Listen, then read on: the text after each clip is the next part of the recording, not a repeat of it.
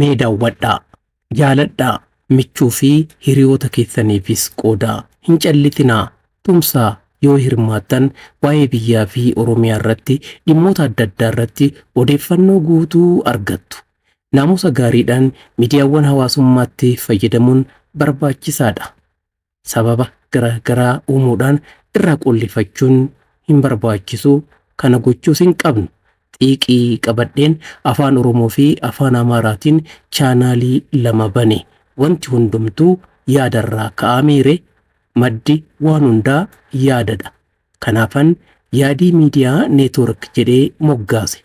Kan lammataa yezamanuu miidiyaa jedha. Chaanaalii kanarratti ammoo dhimmoota Itoophiyaa fi Oromiyaa irratti xiyyeeffatan afaan Amaaraatiin odeeffannoowwan wayitaawaatu dhiyaata. Isa kanarraa dhalattoonni Oromoo afaan Oromoo hin dandeenyes ta'e kanneen biroo odeeffannoo gahaa argachuu danda'u. Warra dabaree taranyaa jechuun kanneen nutti gamanis dhugaa qabnu haa beekan. Dhugaa himamuu qabu dilbii otoo qabnu hin callifnu.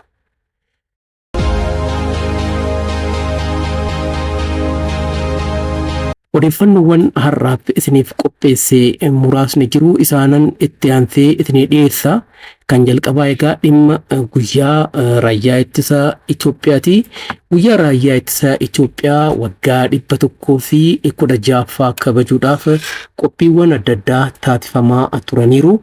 Guyyaa boruu Onkololeessa 15 jechaadha. As Finfinneetti haala addaatiin guyyaan kun kabajamaa, kanaafis qophiin akka xumurame beekameera. Waltajjii Addabaabayii Masqalaa Finfinneetti egaa sirni kun kan gaggeeffamu. Barraaqa irraa eegalee qophiiwwan adda addaa akka raawwataman himamaatiin jira. Egaa agarsiisawwan loltummaa ni mul'atu jedhameeti eegama.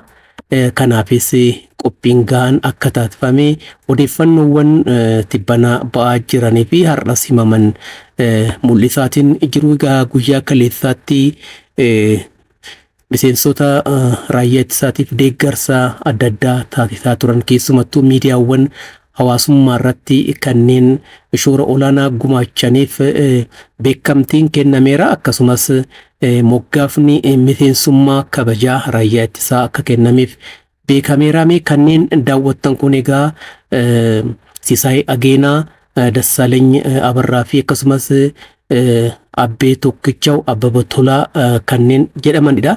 Egaa kanneen kun miidiyaawwan hawaasummaa irratti raayyaa ittisaa irratti gocha maqaa balleessii raawwatamaa ture qolachaa kan turan, haqa qabatamaan jiru kan himaa turan waan ta'aniif badhaasa kana kan argatanii. Egaa isaa kana ilaalchisuudhaanis Fiild Maarshaal Biraanuu Juulaa ergaa guddaa dabarsanii kan shoora olaanaa gumaachan kanneen qofa miti, kanneen biroo hedduunis akka jiran ni beekna.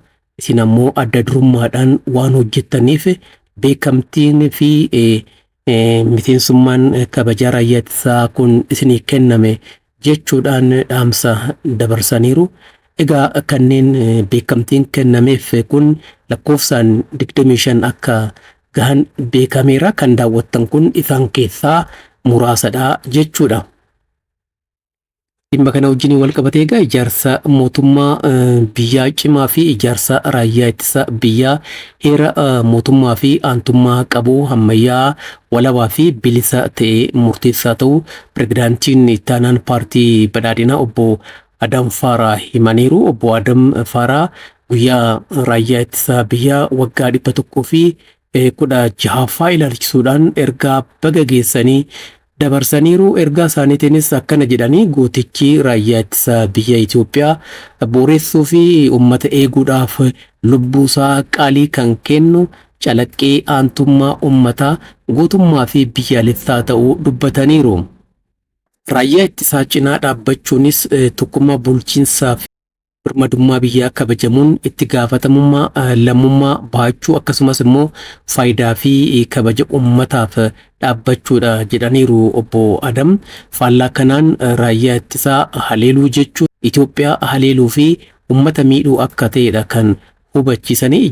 Ijaarsa mootummaa biyyaa, ijaarsa raayyaa ittisa biyyaa heera mootummaa fi aantummaa qabu ammayyaa walabaa fi bilisi murteessaa ta'uu himaniiru ittaanan pirezidaantii paartichaa gama kanaanis waggoottan jijjiiramaa darban tattaaffiin eegalamee fi jijjiiramni galmaa jiru cimee akka itti fufuuf hundumtuu shoora isarraa eegamu akka ba'uuf waamicha dhiyeessaniiru. Kana malees ammoo raayyaan wareegama kaffalee fi kaffalaa jiruuf beekamtii fi kabaja barbaachisaa kennuun akka barbaachisu hubachiisuu isaanii odeeffannoon waajjira muummee paartichaa irraa argame mul'iseera.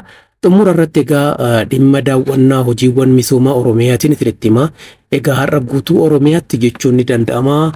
Godinaalee fi aanaalee adda addaa keessatti hojiiwwan misoomaa daawwatamaa oolaniiru. Egaa daawwannaa kanarratti kan hirmaatan qaamolee hawaasaa adda addaati.